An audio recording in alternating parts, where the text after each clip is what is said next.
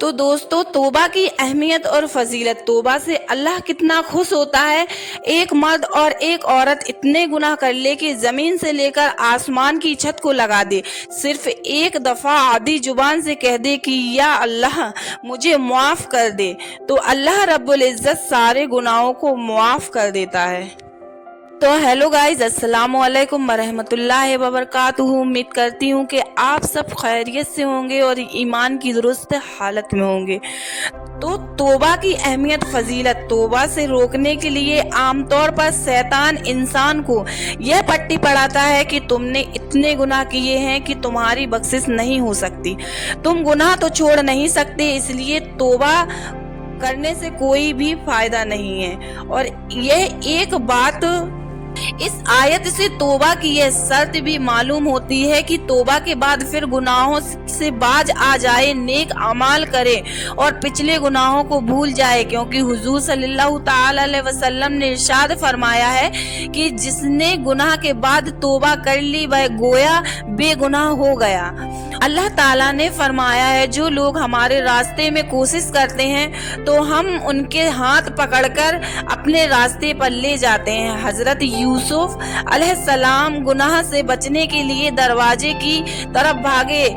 یہ جاننے کے باوجود بھی کہ دروازے پر تالے پڑے ہوئے ہیں، تاکہ اللہ تعالیٰ سے کہہ سکے کہ یا اللہ دروازے تک بھاگنا میرا کام تھا اور آگے دروازہ کھولنا آپ کا کام۔ جب اللہ تعالیٰ نے دیکھا کہ میرے بندے نے اپنے حصے کا کام کر دیا تو دروازے کے تالے ٹوٹ گئے اور دروازے کھل گئے۔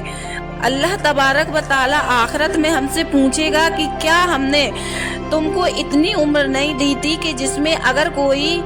نصیحت حاصل کرنا چاہتا ہے تو نصیحت حاصل کر لیتا۔ اور ہمیں چھوٹے بچوں سے سبق لینا چاہیے، انہیں اگر کوئی تکلیف پہنچ جائے تو رونا شروع کر دیتے ہیں، کیونکہ جانتے ہیں کہ اسی سے ہمارا کام بنے گا، ہمارے پاس بھی اس کے علاوہ اور دوسرا کوئی راستہ نہیں ہے۔ اپنے رب کے سامنے روئیں، گڑ گڑائیں اور توبہ کریں اور وہ ہمیں سنبھال لے گا، صرف اللہ کو ہی،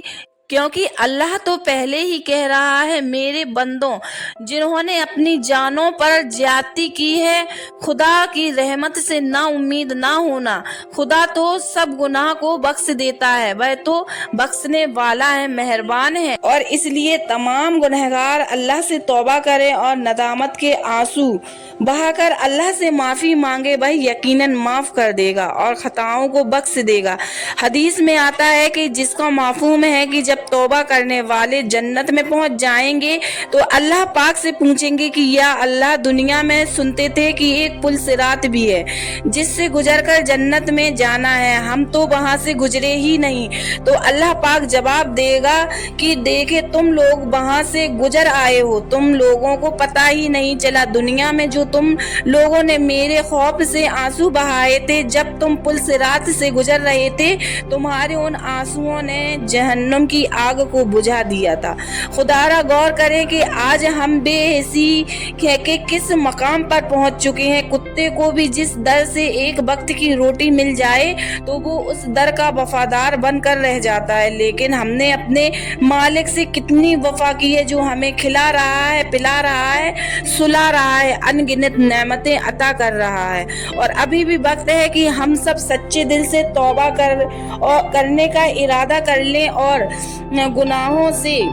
معافی مانگ لے، اور توبہ ٹوٹے تو پھر کر لینی چاہیے اور پھر ٹوٹے تو پھر کر لینی چاہیے، لیکن یاد رکھیں جان بوجھ کر اس ارادے سے گناہ کرنا کہ اللہ سے معافی مانگ لیں گے یہ بڑا گناہ ہے اور توبہ بھی قبول نہیں ہوتی ہے۔ جان بوجھ کر گناہ نہیں کرنا چاہیے، اگر غلطی سے ہو جائے تو اللہ سے معافی مانگنا چاہیے، اللہ معاف کرنے والا ہے۔ ہمارے نبی حضرت محمد صلی اللہ تعالی علیہ وسلم نے ارشاد فرمایا جو بندہ توبہ کرنے والا تھا، اللہ کی بارگاہ میں آنے والا تھا، بار بار گناہ کرتا تھا اور بار بار توبہ کرتا تھا، احساس کرتا تھا کہ لیکن پھر بھی غلطیاں ہو جاتی تھیں، قیامت کے دن اللہ پاک اس پر اپنے فضل کی چادر ڈالے گا۔ اور اس لیے دوستوں اپنے گناہوں کو توبہ استغفار کرنے کے ذریعے سے مٹاؤ، اللہ سے خوب توبہ استغفار کرو۔ استغفار کرنے والا اللہ کی پکڑ سے بچ جاتا ہے اور اللہ ان کو عذاب نہیں دے گا۔